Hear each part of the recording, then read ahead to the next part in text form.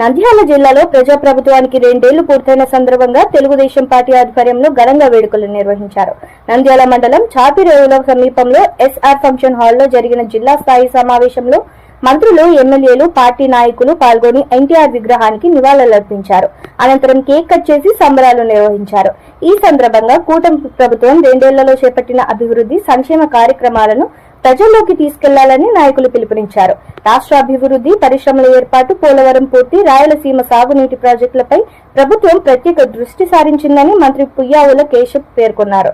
కార్యక్రమంలో పలువురు మంత్రులు, ఎమ్మెల్యేలు, మాజీ ప్రజాప్రతినిధులు, టీడీపీ నాయకులు, కార్యకర్తలు పాల్గొన్నారు.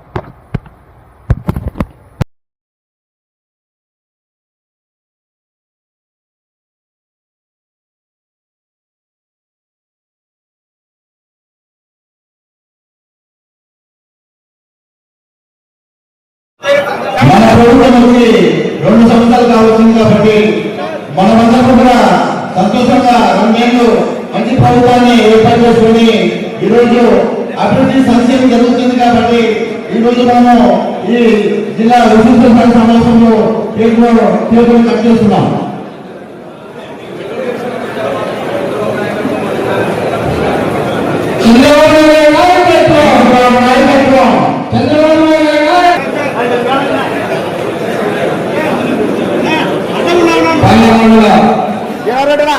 తెలుగుదేశం పార్టీ ఇన్ఛార్జ్ ఒకవైపు అభివృద్ధి, మరోవైపు సంక్షేమంతో దూసుకెళ్తా ఉంది మన రాష్ట్రం. అంతేకాకుండా ఏదైతే హామీలు ఇచ్చామో ఆ పథకాలన్నింటినీ అమలు చేసిన ఘనత కూడా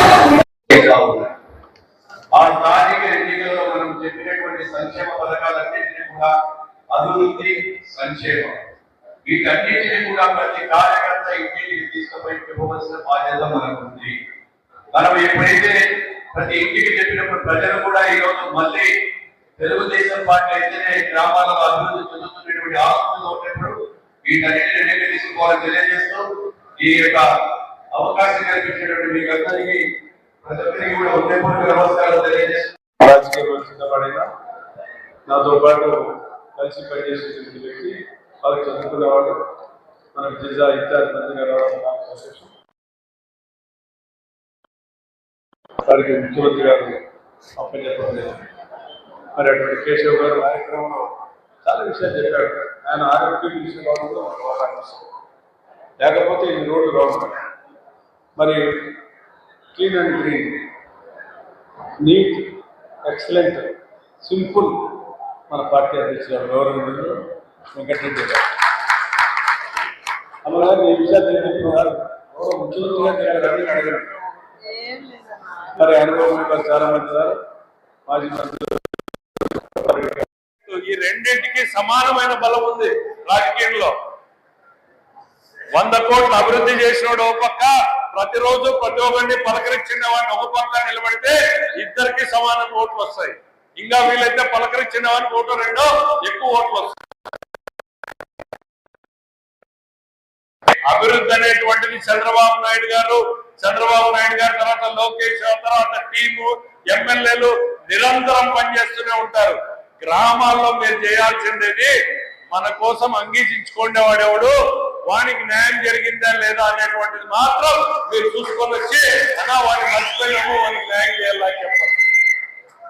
మీ ఎమ్మెల్యే గారికి కానీ మంత్రులకు కానీ అందరికీ ప్రేమ ఉంది. ఈరోజు నేను చెప్తా ఉన్నా, తెలుగుదేశం పార్టీ వాళ్ళే ఈరోజు వేదిక మీద ఉన్నారు. కానీ పని ఒత్తిడిలో ఎక్కడైనా తప్పులో పొరపాటు జరిగితే దాన్ని గుర్తు చేయాల్సిన బాధ్యత మండల గ్రామ స్థాయి నాయకులు అనేటువంటిది ఈరోజు నేను చెప్తా ఉన్నా. రాజకీయంలోకి వచ్చేటప్పటికి కొత్త వాళ్ళు అధికారంలోకి వస్తేనే ముందు వచ్చి నిలబడతా ఉంటారు. వాళ్ళు అంగీలు నలిగిండవు కాబట్టి బిర్యానీ కనపడతారు కళ్ళకు కూడా. కానీ అంగీలు నలిగిండేవాడు, అంగీలు చిరిగిండేవాడు ముందు వాళ్ళకి న్యాయం చేయాల్సిన బాధ్యత, ధర్మం మాది. అట్లయితేనే రాజకీయంలో 30 ఏళ్ళు 40 ఏళ్ళు నడుస్తాది అనేటువంటి సందర్భంగా చెప్తా ఉన్నాం. ఇదేదో వేదిక మీద స్పీచ్లు ఇచ్చే చెప్తా ఉండేది కాదు.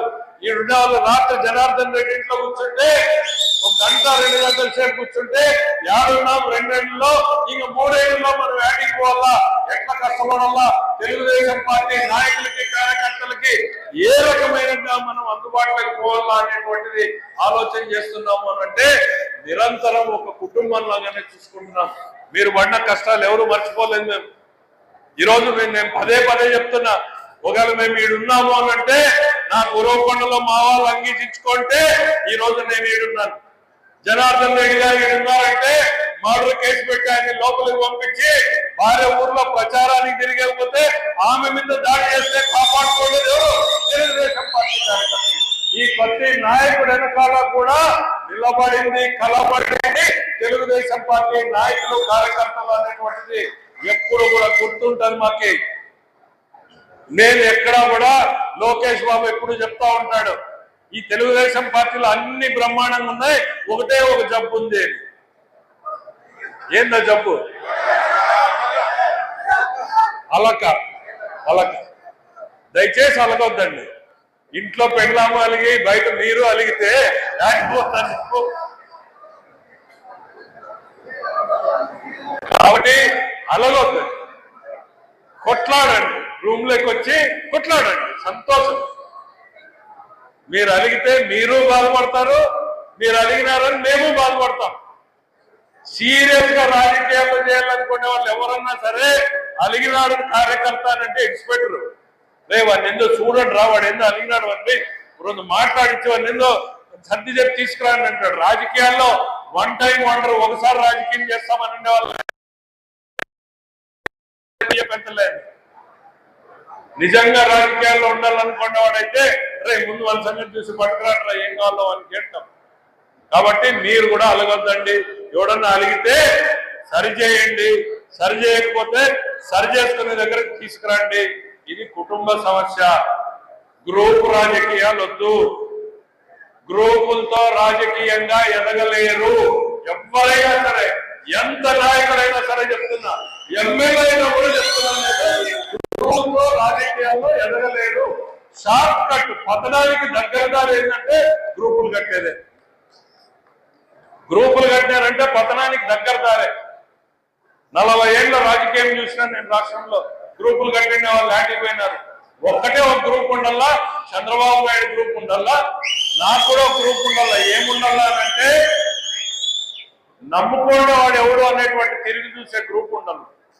నమ్ముకునే వాడిని పని చేయాలి, నిలబడాలి.